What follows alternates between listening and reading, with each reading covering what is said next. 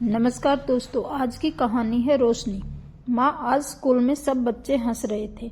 8 साल की पायल की आंखों में आंसू थे। सुमन ने चुपचाप अपनी बेटी को सीने से लगा लिया। वो समझ गई थी, बिना कुछ पूछे भी। समाज की बातें अब बच्चों तक पहुंचने लगी थी। सुमन की उम्र अभी ज्यादा नहीं थी, लेकिन जिंदगी ने उसे वक्त से पहले बड़ा बना दिया था। कुछ साल पहले तक उसका भी एक हंसता खेलता परिवार था। पति राहुल, छोटी सी बेटी और ढेर सारे सपने। लेकिन एक सड़क हादसे ने सब कुछ छीन लिया। राहुल चला गया और सुमन सिर्फ एक औरत नहीं, विधवा बन गई। उस दिन के बाद जैसे उसकी पहचान ही बदल गई। रंगीन साड़ियां अलमारी में बंद हो गई, चूड़ियां टूट गई, माथे का सिंदूर मिट गया। लोगों ने कहना शुरू कर दिया, अब हंसना बोलना अच्छा नहीं लगता, अब जिंदगी बस बच्ची के नाम है।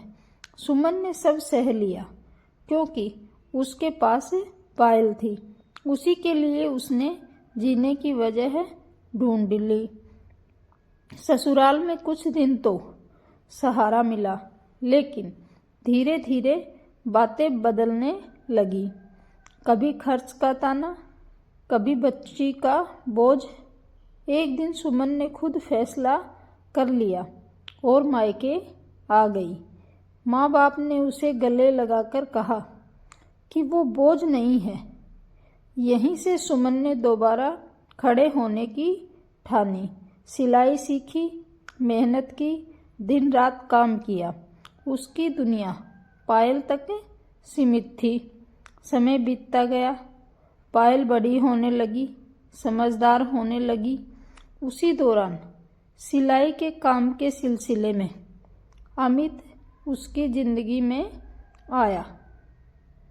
अमित न तो दया दिखाता था, न सवाल पूछता था।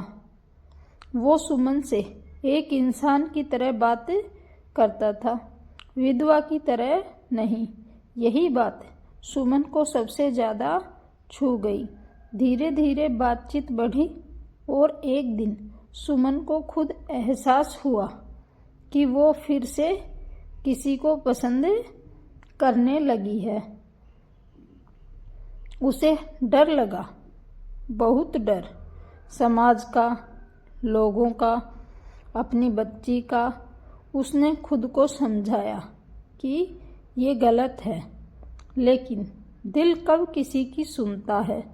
अमित ने जब अपने दिल की बात कही तो उसने साफ कहा कि वो सुमन के अतीत से नहीं, उसके आज से प्यार करता है और पायल को भी अपनाने को तैयार है।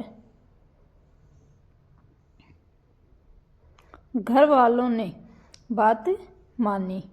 माँ बाप ने कहा कि अगर सुमन खुश रहेगी तो वही सबसे बड़ी बात है। शादी की तैयारी शुरू हुई तो जैसे पूरा समाज खड़ा हो गया। ताने, बातें, पंचायत, सब कुछ। किसी ने कहा विधवा होकर शादी, किसी ने कहा बेशर्मी की हद है, किसी ने बच्ची का नाम लेकर जहर उगला। सबसे ज्यादा तब टूटी सुमन जब पायल स्कूल से रोती हुई आई। बच्ची ने उसे उसकी माँ के लिए बुरा भला कहा था।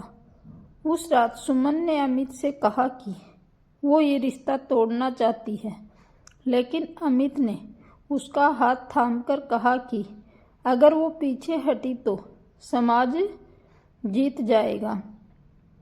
शादी के दिन पंचायत बैठी, धमकियां मिली कि रिश्ता तोड़ दिया जाएगा।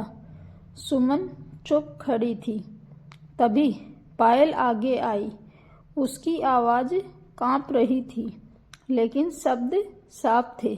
उसने कहा कि उसकी माँ बुरी नहीं है, उसके पापा मर गए, लेकिन उसकी माँ जिंदा है और खुश रहने का हक रखती है।